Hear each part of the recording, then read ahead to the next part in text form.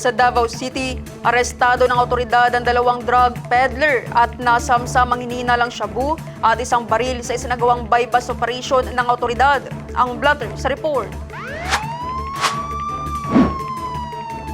2 drug peddler ang naaresto sa isinagawang bypass operation sa Purok 42, Midland Village, Davao City, bandang 1:00 ng madaling araw ng Miyerkules. Nakumpiska ng mga operatiba ang tinatayang 68,000 pesos na halaga ng hinihinalang shabu, pati na rin ang isang 45 caliber na baril. Ang operasyon ay isinagawa ng Davao City Police Office sa koordinasyon ng Regional Police Drug Enforcement Unit 11, 1st at 2nd City Mobile Force Company, MAA Police Station at PDEA 11 bilang bahagi ng kanilang kampanya laban sa iligal na droga.